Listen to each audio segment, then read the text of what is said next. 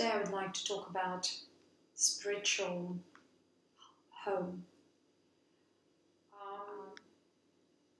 What is actually home?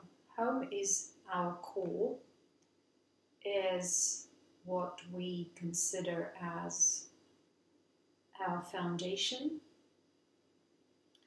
And where do we derive this idea of home within ourselves, within our limited consciousness? How do we understand home? Well, for most of us, home means our early experiences which we gain through our life or through our early age, through our relatives, parents, siblings, and just people who we interact with from early age. But do these people in fact represent our home? I would say they don't, because what is home is the interpretation of those events, of those things on a very subtle emotional level. It's not a mental interpretation, it's not an intellectual interpretation, it's not imagination. It is instantaneous reaction which is recorded within our body.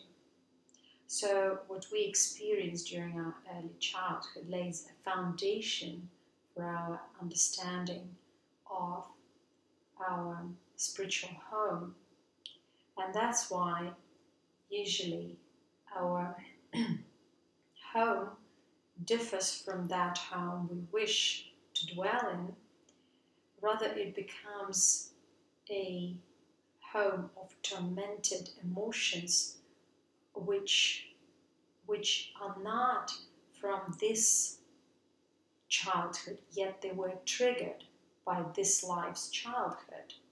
So they are a part of our consciousness, meaning the limited consciousness and its distortions which we come here to experience through this emotional reality. And yet this reality, no matter how much we describe it, whichever concept we bring to it, it is going to be and it is going to remain the emotional reality until we explore these impulses, emotions, reactions which come out of us to the depth. And the essence of spirituality for this particular age remains the exploration and understanding in depth of this emotional reality. Because before you want to jump into this and touch the sky, you need to understand where you are standing. And before you understand your foundation, before you transform your foundation and make it equanimous, you're not able to perceive this reality in a, let's say, in a real way, or in the way this reality truly is. All you perceive is through the veil of that emotional reality which remains within your consciousness.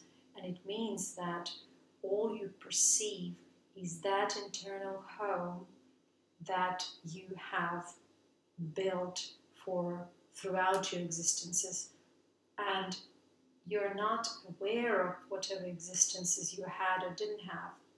That's why it's irrelevant to talk about any past experiences or previous lives. But what is relevant to talk about is your experiences in your current life, in your childhood. And that's what you have to work with if you need to understand, or if you want to understand really what you are and what you are not. And if you want to really evolve in life and understand yourself on a deeper level, you need to deal with emotional reality. And it means to deal with this reality from both sides, or looking at this reality from the point of view of negative and positive rather than just positive or just negative. That's why all these ideas of one-sided spirituality, whether it's demonic or divine or whatever, dogmatic, mythological or whatever, is irrelevant, because this is the age of evolution from that dogmatic one-sided way of perceiving spirituality into the equanimous, where before you really understand what spirituality is, which most of us will never experience in this lifetime, but we can lay a foundation. So this foundation is understanding of emotional reality, understanding of the essence of self, the essence of this emotional reality of self and own emotions, which play the key role in perception of this reality, yet we do not really pay that much attention, neither through education nor in any form of social life. That's why we lack true understanding, and the pseudo-spirituality that prevails in this world now talks only about some kind of stars and some imaginary things, rather than the truth, the foundation, which is the core of this particular stage of our consciousness and our living. The major work remains or is about understanding of who we are through one's ability to remain in that equanimous being, or to experience that equanimous being, because all the bogus understanding of Kundalini awakening and so on leads us to nowhere. We are not speaking here about supernatural powers, because this realm is not reachable for the majority of people, only because the emotional reality is not understood. We're not understanding where our consciousness is standing, what is the platform. And that is why all we have and all we understand about spirituality is imaginary. Or you pursue some sort of imaginary idea about what you would like to have. So your focus is going on to what you would like to have, rather than what you already have and why you have it and why you are that, and accepting all what you are with all these expressions, because only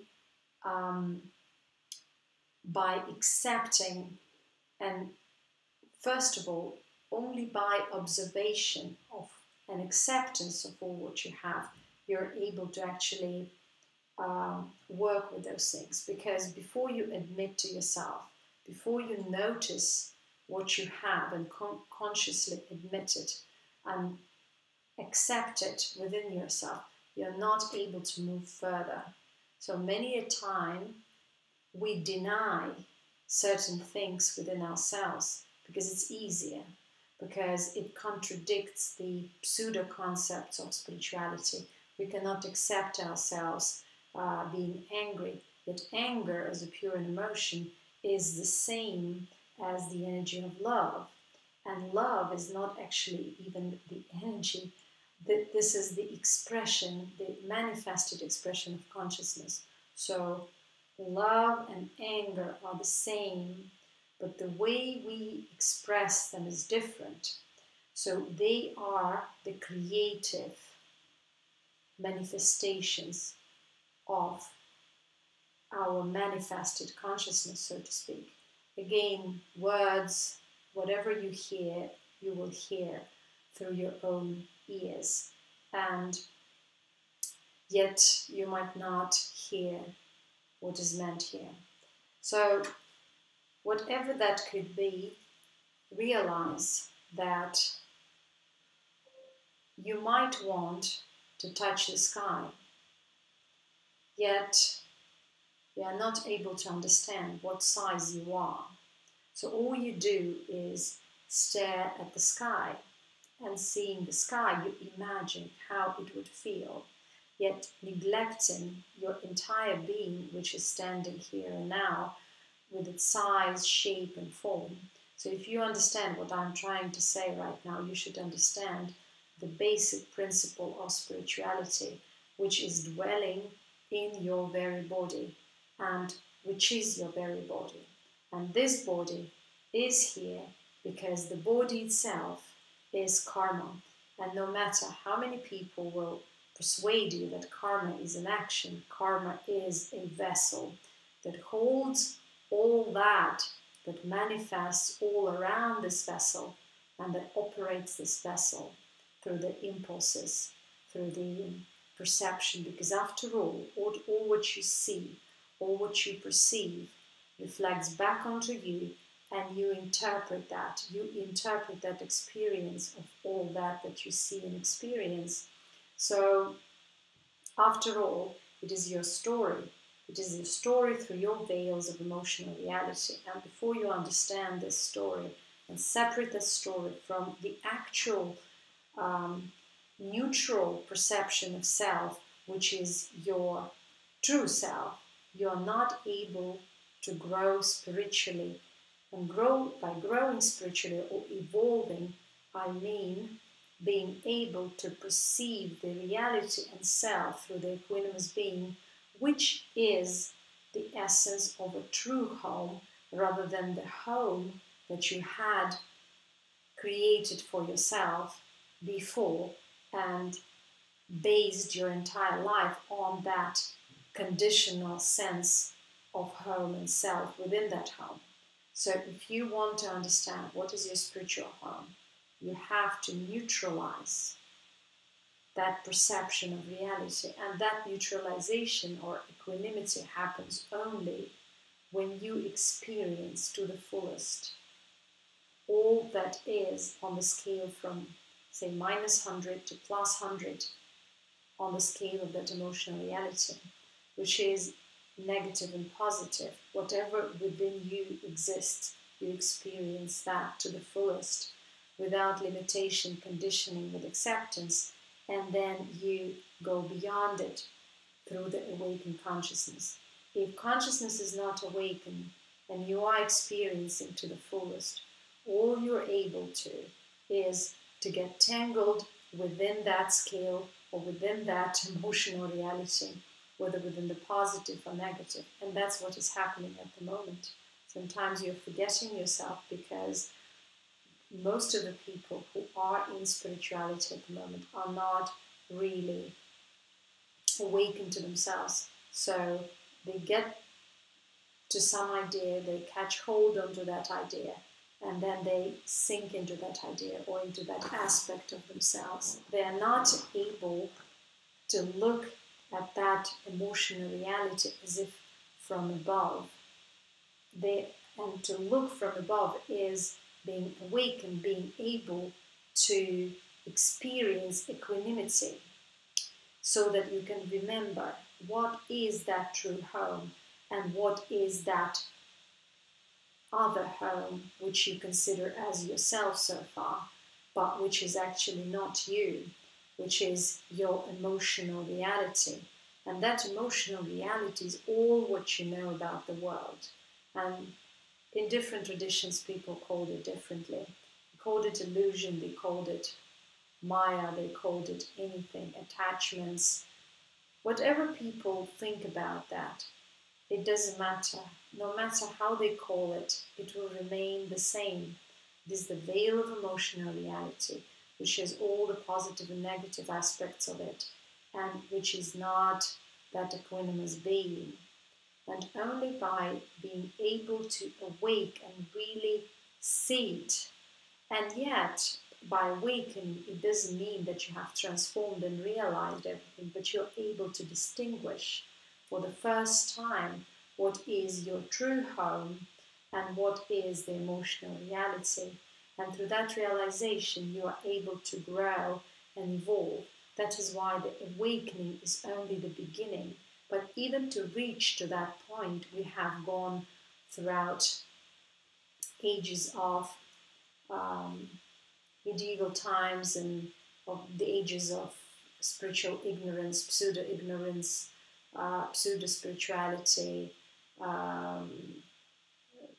New Age stuff, religions and whatnot. So now we came to this point, and as the astronomical events tell us, and as we all realize that there's something going on. So what is going on is that slow but steady evolution, which leads us away from delusion of religions, delusion of oppressed social or society or social control, oppressed political management and so on. So what is happening right now is the actual revolution, but this revolution is within us, it's not outside of us. And this is that sort of revolution that is in the form of shift. It may manifest itself through fears, through anxiety, through depression, through inability to live anymore within this suppressed circumstances, and yet this depression, suppression, fear, whatever it could be, it pushes one to search for something else, and that search within eventually manifests outwards and creates something new. And this is happening on different scale for each individual at the moment. And sooner or later, we are seeing that we are entering some kind of a new era. Yet, this is not the New Age prophecy or some sort of Christian apocalyptic idea or whatever dogmatics, ideas or prophecies.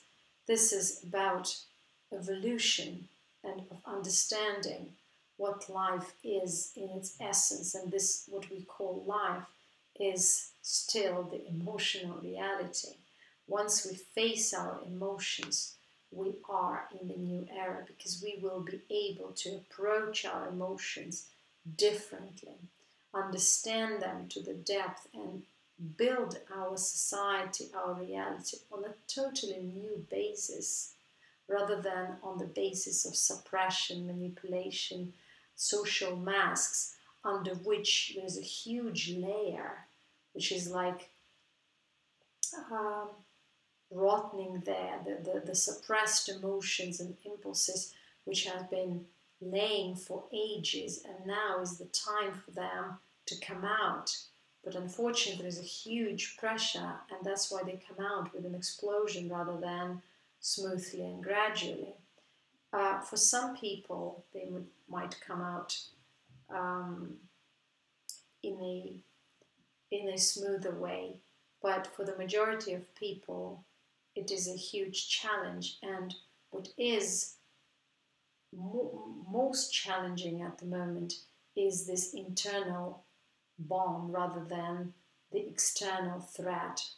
The external circumstances of life, which we all are experiencing in different parts of the world, they're just a reflection of that. What has